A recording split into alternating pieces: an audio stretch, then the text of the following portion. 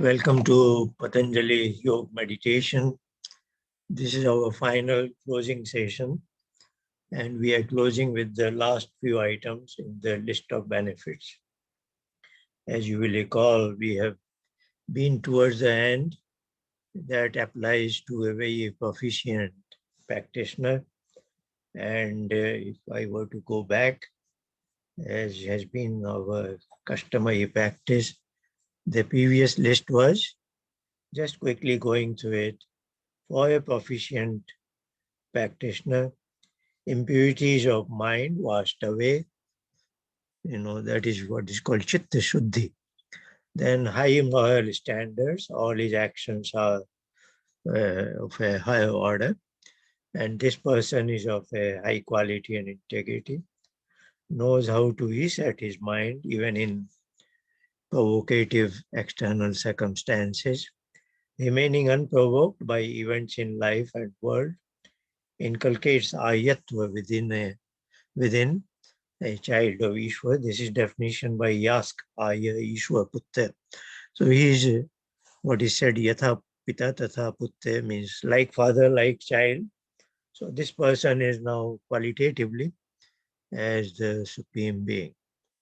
Attains highest human stature, a devata of highest category, sees the entire universe as his family, has a way of look to all others as with universal love and brotherhood, sees the entire universe as his home, fullest regard for the environment and ecology.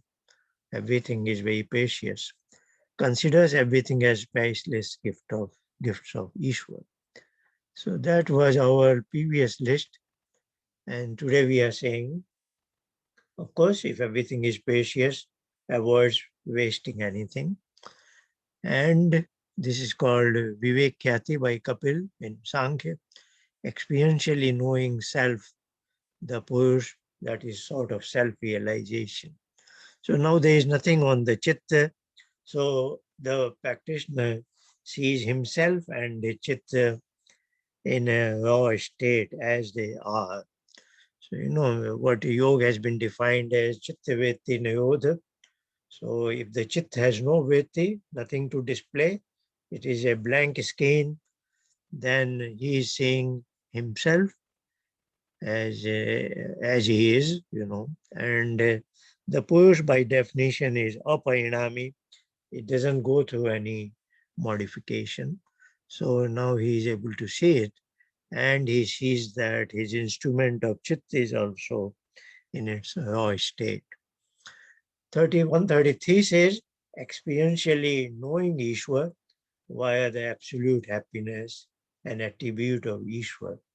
So when he is in the state 132 and he repeatedly goes there one day after day, so to say, and then he finds that is something very enjoyable, so to say. Enjoyable not in joy or pleasure sense, but it's a positive state, almost like when we get out of the deep, dreamless sleep. So, but that is a slight after effect. But here is the real time taste of that experience, whatever it is. And then he says, this is always positive. So, is it my own attribute? If it was my own inherent attribute, I will be always enjoying life every moment. So, the idea is, it's not my own attribute, it is that of Ishwar. So, that is what is called Ananda Swarup. And I was with him, so I got a taste of it. And that is kind of evidence that, yes. So that is in Vedic philosophy. This is the finality of the evidence of Ishwar.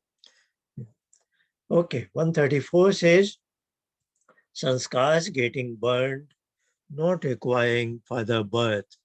So this is, as we know, underneath our chitta, there is a unit called ahankar. That's what Kapil is talking in Sankhya about. And that has all our past information, knowledge and experiences, etc.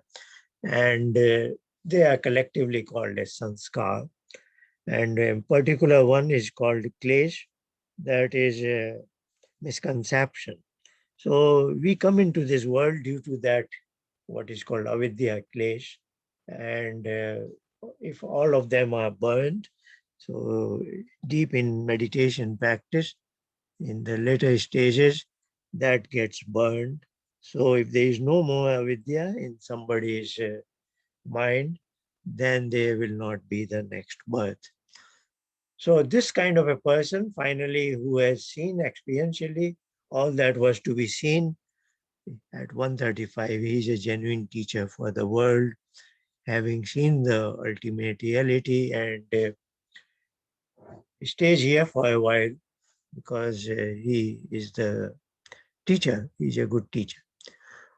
Finally, when he dies, of course, when he falls apart, the body collapses at one time, then there is no further birth because of 134. So 136 says he attains a status as a liberated person, Purusa, freedom from the cycle of birth and death. That is what is called Moksha. So that was Patanjali's yoga philosophy and his methods, and that we have tried to implement in our practice. And in this presentation, I have tried my best to back up the practice with some very essential aspects of philosophy. So this is my closing of these presentation. So I would like to thank you for joining this course on Patanjali Yoga Meditation. My intention was to keep it on a very practical and pragmatic framework without going too much into the philosophy. As some of you know, probably, I teach the philosophy of Samkhya and Yoga through separate courses. One course ended just 2 weeks ago, and another course will be there about a month from now.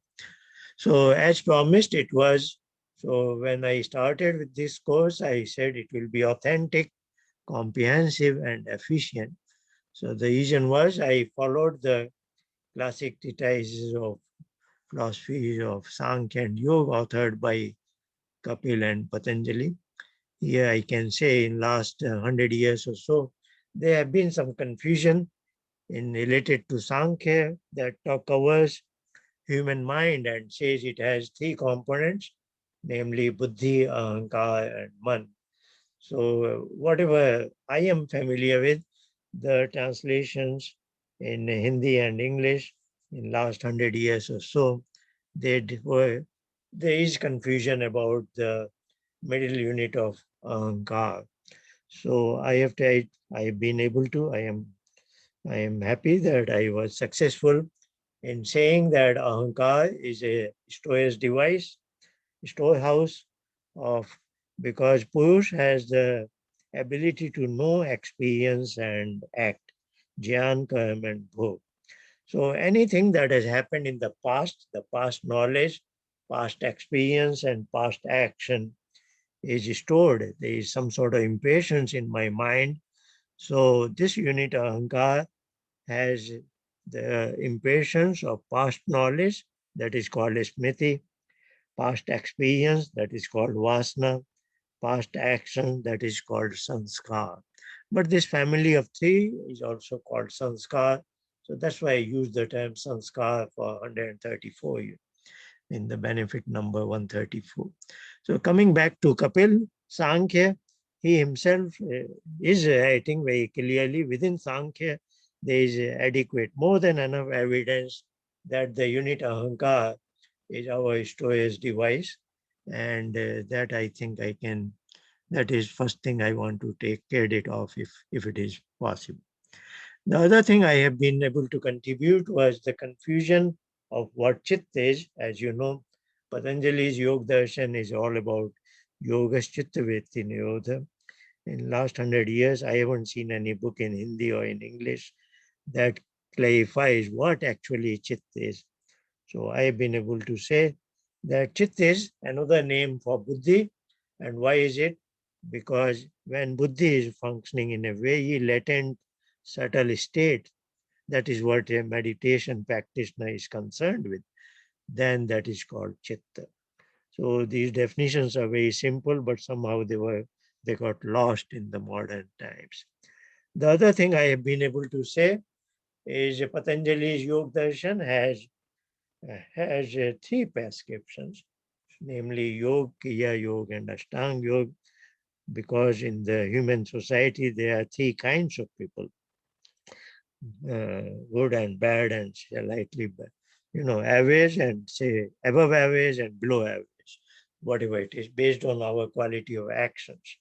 So I've been able to figure out the overall format of Patanjali. The fourth thing I have been able to see is in modern times, the great Vedic scholar Mahesh Dayanand, he writes, he presents the Ashtang Yoga. So as you know, Ashtang Yoga is basically for below average people, but he adds a particular element in Ashtang Yoga for dharana. So whereas Patanjali gives a wide flexibility to start with a particular vritti, what is called pratyaya for dharana, concentration, Maharishi Dayanand suggests mental recitation of the sound Om. So that way he has been beautifully, rather than three different kind of prescriptions, he suggests Ashtang Yoga that is applicable to below average, but he adds this particular element and then he transports us to the, Ishwar Pranidhan in the first chapter of Yoga, and that is applicable to superior people. So that way it is a prescription that is one size fits all, and it makes things very efficient. So as I said, the scheme that we are presenting is authentic. This has correct understanding of Sankhya and Yoga philosophy, is comprehensive, that it takes us to beyond mindfulness, which is dhyan. It takes us to meditation and beyond to samadhi and immersion and all that we have covered up till the benefit number 136. And also it is efficient for a very, makes it very practical and pragmatic. If you are not able to make your chitta blank, just continue with the recitation of this sound. So it's very simple package. Thank you very much for this course, and we hope to meet again. Thank you all.